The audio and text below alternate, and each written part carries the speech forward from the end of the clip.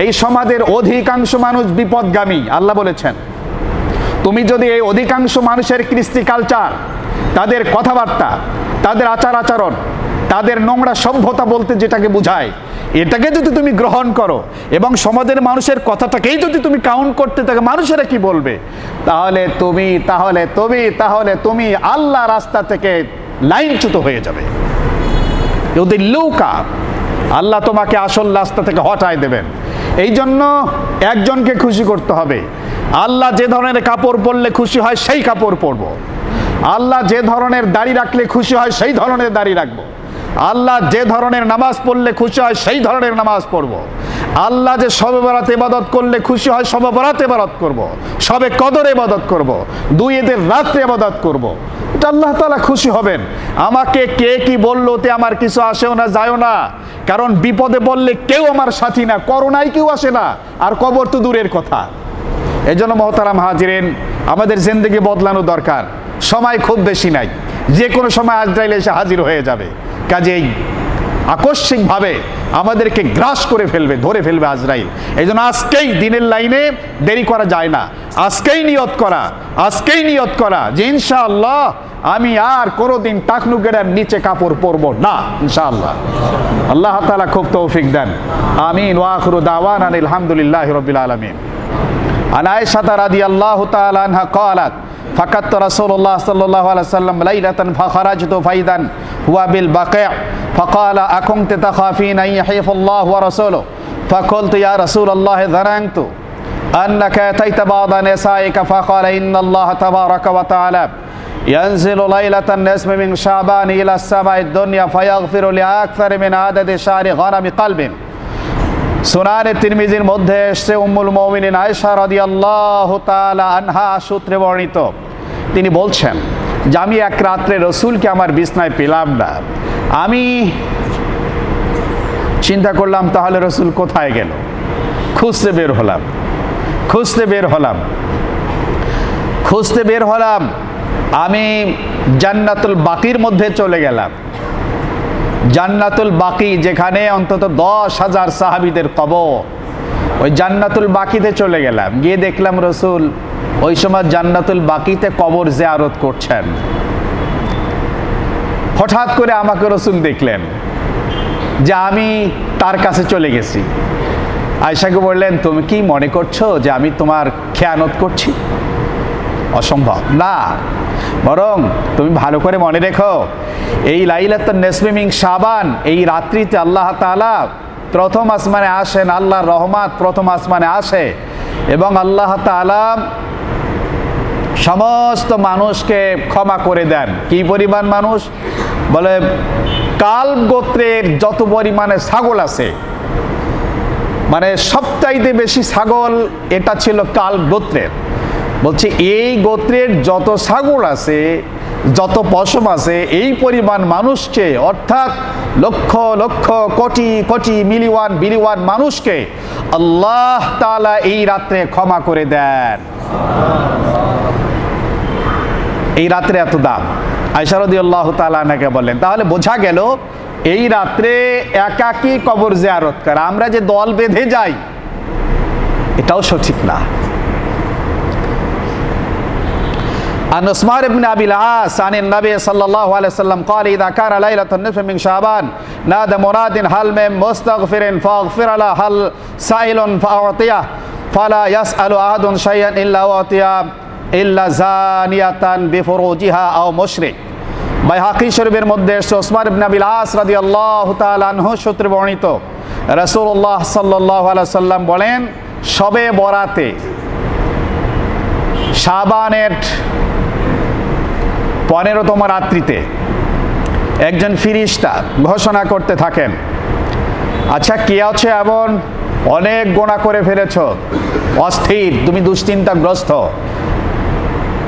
আল্লাহ তাআলার কাছে ক্ষমা চাও। আল্লাহ তাআলা ডাক দিয়ে বলতে থাকেন, আমি আল্লাহর কাছে ক্ষমা চাও, আমি তোমাদের জীবনের গুনাহ মাফ করে দেব। তোমার যদি কোনো প্রয়োজন হয় তুমি আমার কাছে বলো, আমি তোমার প্রয়োজনকে মিটিয়ে দিব। তবে ওই দিন যারা পরকীয়াবাজ এবং জেনাকার তাদেরকে আল্লাহ তাআলা ক্ষমা করবেন না এবং মুশরিকদেরকে আল্লাহ তাআলা ক্ষমা করবেন না। এই হাদিসের মধ্যে দুইজনের কথা আছে। ওয়ান আলী ইবনে আবি তালিব রাদিয়াল্লাহু তাআলা আনহু قال قال النبي صلى الله عليه وسلم إذا كانت ليلة النصف من شعبان فقوموا ليلها وصوموا نهارها فإن الله تعالى ينزل لغروب الشمس إلى السماء الدنيا فيقول ألا من مستغفر فأغفر له ألا مسترزق فأرزقه ألا مبتلا فأعافيه ألا كذا حتى يطلع الفجر। ইবনে মাজাহ শরীফ এবং বাইহাকি শরীফের মধ্যে এসেছে আলী রাদিয়াল্লাহু তাআলা আনহু সূত্রে বর্ণিত রাসূলুল্লাহ সাল্লাল্লাহু আলাইহি ওয়াসাল্লাম বলেন, শবে বরাতে শাবানের 15তম রাত্রিতে আল্লাহ সুবহানাহু ওয়া তাআলা তার বিশেষ রহমত নিয়ে বান্দার জন্য আবির্ভূত হন। আল্লাহ রাসূল বলেন, ফাকুমু লাইলাহা, ওই রাত্রে তোমরা দাঁড়ায় যাও আল্লাহর জন্য, লম্বা নামাজ পড়ো। কয় রাকাত পড়বা নির্ধারিত নাই। মকসিদুল মুমিনিন সহ কিছু বই রাস্তাঘাটে সস্তায় ফেরি করে বিক্রি করে, তার মধ্যে যে নিয়ম কানুনগুলো আছে এর সাথে ইসলামের সম্পর্ক নাই, এটা নিজের বানানো। আপনি 2 রাকাত পারছেন 2 রাকাত পড়েন, 4 রাকাত পারেন 4 রাকাত পড়েন। এই নামাজের নিয়ত 2 রাকাত নফল নামাজ পড়তেছি, এর জন্য একবার সূরা ফাতিহা, 3 বার সূরা কদর, আর 4 বার বা 6 বার বা 9 বার কুল হুয়াল্লাহ, এই জাতীয় কোনো কথা ইসলামে নাই, এটা নিজেরা বানানো হয়েছে। সুতরাং আপনি যা পারেন ফাকরাউ মা তায়াসসারা মিনাল কোরআন, আপনার যে সূরা সহজ যায় সেই সূরা দিয়ে নামাজ পড়বেন। ফাকুমু লাইলাহা, রাত্রিবেলায় আল্লাহর জন্য দাঁড়ায় যেতে হবে, তিলাওয়াতের মধ্যে কাটাই দিতে হবে, জিকির আজগারের মধ্যে কাটাই দিতে হবে, তাসবিহ তাহলিলের মধ্যে কাটাই দিতে হবে, লম্বা সিজদার মধ্যে, লম্বা রুকুর মধ্যে, লম্বা কওমার মধ্যে সময়টাকে কাটাই দিতে হবে। তবে খবরদার ফজরের নামাজ যেন কামাই না যায়, কারণ 1 কোটি শবে বরাত মিলাইলেও 1 ওয়াক্ত ফজরের নামাজের সমান হবে না। যদি কারো এই সম্ভাবনা থাকে যে শবে বরাতের ইবাদত করতে গিয়ে আমার ফজরের নামাজ কামাই যাবে, তার জন্য ইবাদত করার চেয়ে ঘুমায় থাকা ভালো, ফজরের নামাজ জামাতে পড়া 1000 গুণ উত্তম। ফাকুমু লাইলাহা, আর এই ইবাদত একাকী করতে হয়, এই ইবাদত একাকী করতে হয়। নফল ইবাদতের বৈশিষ্ট্য হলো একাকী করতে হয়। নামাজ জামাতে পড়তে হয়, ঈদ জামাতে পড়তে হয়, আরাফার নামাজ জামাতে পড়তে হয়।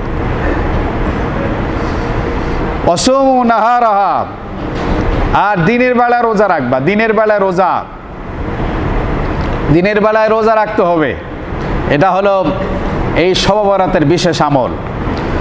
আল্লাহ তাআলা এই সময় প্রথম আসমানে ঘোষণা করতে থাকেন, কে আছো গুনাহগার, আমার কাছে ক্ষমা চাও, আমি মাফ করে দেব। কে আছো রিস্কের পেরেশানিতে, আমার কাছে বলো, আমি তোমাকে সচ্ছলতা দান করব। কে আছো বিভিন্ন রোগ ব্যাধিতে আক্রান্ত, আমার কাছে বলো, আমি আল্লাহ তোমার রোগ ব্যাধি ভালো করে দেব। এভাবে করে যে যে সমস্যার মধ্যে আছে, সমস্যার নাম ধরে ধরে আল্লাহ পাক বলতে থাকে, হে অমুক সমস্যাগ্রস্ত ব্যক্তি, আমার কাছে বলো। তোমার ছেলে বড় হয়েছে, ভালো পাত্রী পাচ্ছ না, আমার কাছে বলো।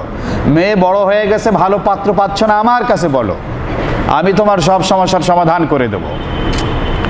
আন ইবনে ওমর রাদিয়াল্লাহু তাআলা আনহু قال خمس ليال لا يرد فيهن الدعاء।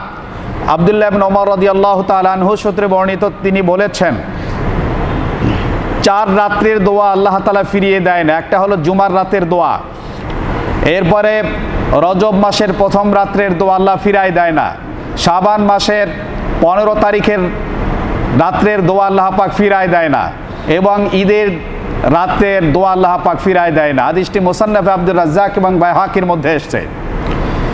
وقال النبي صلى الله عليه وسلم لا ينظر فيها إلى مشرك ولا إلى مشاهر ولا إلى قاطع رحم ولا إلى مسبل إزهار ولا إلى آكل لوالديه ولا إلى مدمن خمر। সহি সুনানে বাইহাকির মধ্যে এসেছে, রাসূলুল্লাহ সাল্লাল্লাহু আলাইহি ওয়াসাল্লাম বলেছেন, আল্লাহ তাআলা এই শবে বরাতে, আল্লাহ তাআলা এই শাবানের 15তম রাত্রিতে এত লক্ষ লক্ষ কোটি কোটি মানুষকে ক্ষমা করেন, কিন্তু কিছু মানুষকে আল্লাহ তাআলা ক্ষমা করেন না। তার মধ্যে হলো যারা মুশরিক, যারা শিরক করে, তাদেরকে আল্লাহ তাআলা ক্ষমা করেন না। আর যারা মানুষের প্রতি হিংসা বিদ্বেষ রাখে, অমুকের ক্ষতিটা না করতে পারলে কলিজায় সুখ নাই, সারাক্ষণ মানুষের পেছনে লেগে থাকা, এই রকমের রোগী মুসলিমদের মধ্যে আছে। মানুষের পেছনে লেগে থাকাই হলো তার একমাত্র গুরুত্বপূর্ণ ডিউটি। মানুষের ভালো দেখতে পারে না, মানুষের প্রশংসা সহ্য করতে পারে না, মানুষকে কিভাবে লাঞ্ছিত করা যায়, মানুষকে কিভাবে ছোট করা যায়, এটাই হচ্ছে তার মূল ডিউটি। আল্লাহ তাআলা তাদেরকে এই রাত্রে ক্ষমা করবেন না। ওয়ালা ইলাকাতে রাহেম, যারা আত্মীয় স্বজনদের সাথে সম্পর্ক রাখে না, বন্ধু বান্ধবের অভাব নাই, যাদের সাথে রক্তের সম্পর্ক নাই, যাদের কাছের মানুষ না, তাদের পেছনে পর্যাপ্ত টাকা ঢালে আর সুসম্পর্ক রাখে, কিন্তু নিজের রক্তের আত্মীয় স্বজন কে কোথায় পড়ে আছে এই খবর নাই। বলে যারা আত্মীয় স্বজনদের সাথে সুসম্পর্ক রাখে না, আত্মীয়তার বন্ধনকে যারা মজবুত রাখে না, আত্মীয়তার বন্ধনকে যারা কেটে দেয়, অপরাধ তো করতেই পারে আপনজন, কিন্তু সেই জন্য সম্পর্ক বিচ্ছিন্ন করা যাবে না। যদি পর্যায়টা এমন হয় মারাত্মক যে তারা কুফরি করেছে বা শিরিক করেছে, সেটা ভিন্ন কথা। কিন্তু আভ্যন্তরীণ কলহ, একজন আর একজনের বিরুদ্ধে কিছু কথাবার্তা হতেই পারে, এজন্য সম্পর্ক বিনষ্ট করা যাবে না। যারা আত্মীয়তার সম্পর্ক নষ্ট করে, নিজের ভাই বোন, মা বাবা, আত্মীয় স্বজন, চাচা জ্যাঠা, ফুফু খালা নানা মামা, এই জাতীয় যারা আপনজন আছে, যারা আত্মীয়, শ্বশুর বাড়ির আত্মীয়, মায়ের বাড়ির আত্মীয়, বাপের বাড়ির আত্মীয়, যারা পর্যায়ক্রমে কাছের, এদের সঙ্গে স্তরভেদে সম্পর্ক যারা রাখে না, যাদের আত্মীয়তার বন্ধনকে কেটে দেয়, আল্লাহ রসুল বলছেন তাদেরকে ক্ষমা করা হবে না এই রাত্রে। আল্লাহ আমাদেরকে হেফাজত করেন। ওয়ালা ইলা মুসবিল ইজহারিন, এবং ক্ষমা করা হবে না আজকের রাত্রে যারা প্যান্ট লুঙ্গি অথবা জুব্বা যারা টাকনোর নিচে পড়ে, তাদেরকে এই রাত্রে ক্ষমা করা হবে না। সেই বুখারীর হাদিস, মা আসফালা মিনাল কাবাইনে মিনাল ইজারি ফিন্নার, যাদের জামা, যাদের লুঙ্গি, যাদের কাপড় টাকনু গিড়ার নিচে পড়ে পুরুষ, তাদের ওইটুকু জাহান্নামে যাবে। এই জন্য টাকনু গিড়ার নিচে কাপড় পরা, লুঙ্গি পরা একটা হারাম, হারাম কবিরা গুনাহ। আমরা নিয়ত করতে পারি আজকে যাদের প্যান্ট লম্বা আছে, আজকের থেকে আমরা ওই প্যান্টগুলোকে খাটো বানায় ফেলবো। আপনারা নিশ্চয় দেখেছেন বিভিন্ন জায়গায় প্যান্ট পরছে, ৮-৬ প্যান্ট না, বরং একটু ঢিলে ঢালা মার্জিত প্যান্ট পরছে, কাপড় পরছে, শার্ট পরছে, কিন্তু ঢিলে ঢালা ফুল হাতার। মাশাআল্লাহ, অফিস করার স্বার্থে তারা করছেন, বাকি সময় তো পাঞ্জাবি পরেন, কিন্তু তার টাকনুগিরের উপরে কাপড়গুলো পরছেন। মাশাআল্লাহ, তাদের যে স্যাক্রিফাইস, তাদের যে মুজাহাদা, তাদের যে মেহনত, আল্লাহ তাআলা তাদেরকে কবুল করবেন। এজন্য আমরাও নিয়ত করি, আমাদের প্যান্ট, আমাদের লুঙ্গি যদি কারো নিচে পড়ে থাকে, আমরা আজ থেকে আর কোনোদিন টাকনুগিরার নিচে পুরুষরা প্যান্ট পরবো না, লুঙ্গি পরবো না, জামা পরবো না, ইনশাআল্লাহ। আমার নিয়ত আছে ইনশাআল্লাহ। আল্লাহ আমাদের খুব তৌফিক দান করেন। এজন্য ভাই, এগুলো জাহান্নামে যাবে, এই কথাগুলো খুব খুব কঠিন কথা, কিন্তু যদি মানতে পারি আল্লাহ আমাদের উপর খুশি হবেন। লুঙ্গি টাকনুর নিচে না পড়লে কি হবে? পায়জামা প্যান্ট টাকনুর নিচে না পড়লে কি হবে? আমারে কে কি বলবে? কোরআন শরীফের মধ্যে আছে, ওয়াইন তোতে আকসারা মানফিল আরদি ইউদিল্লুকা আন সাবিলিল্লাহ, এই সমাজের অধিকাংশ মানুষ বিপদগামী। আল্লাহ বলেছেন, তুমি যদি এই অধিকাংশ মানুষের কৃষ্টি কালচার, তাদের কথাবার্তা, তাদের আচার আচরণ, তাদের নোংরা সভ্যতা বলতে যেটাকে বোঝায়, এটাকে যদি তুমি গ্রহণ করো এবং সমাজের মানুষের কথাটাকেই যদি তুমি কাউন্ট করতে থাকো, মানুষেরা কি বলবে, তাহলে তুমি আল্লাহ রাস্তা থেকে লাইনচ্যুত হয়ে যাবে। আল্লাহ তোমাকে আসল রাস্তা থেকে হটায় দেবেন। এই জন্য একজনকে খুশি করতে হবে।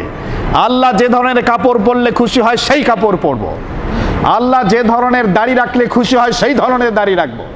আল্লাহ যে ধরনের নামাজ পড়লে খুশি হয় সেই ধরনের নামাজ পড়বো। আল্লাহ যে শবে বরাত ইবাদত করলে খুশি হয় শবে বরাত ইবাদত করবো, শবে কদর ইবাদত করবো, 2 ঈদের রাত্রে ইবাদত করবো।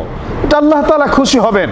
আমাকে কে কি বললো তে আমার কিছু আসেও না, যায়ও না, কারণ বিপদে বললে কেউ আমার সাথী না, করোনায় কেউ আসে না, আর কবর তো দূরের কথা। এই জন্য মহতারাম হাজিরিন, আমাদের জিন্দেগি বদলানো দরকার। সময় খুব বেশি নাই, যে কোনো সময় আজরাইল এসে হাজির হয়ে যাবে। কাজেই আকস্মিকভাবে আমাদেরকে গ্রাস করে ফেলবে, ধরে ফেলবে আজরাইল। এই জন্য আজকেই দিনের লাইনে দেরি করা যায় না। আজকেই নিয়ত করা যে ইনশাআল্লাহ আমি আর কোনোদিন টাকনু গেড়ার নিচে কাপড় পরবো না ইনশাআল্লাহ। আল্লাহ তাআলা খুব তৌফিক দেন। আমিন। ওয়া আখিরু দাওয়ানা আলহামদুলিল্লাহি রাব্বিল আলামিন।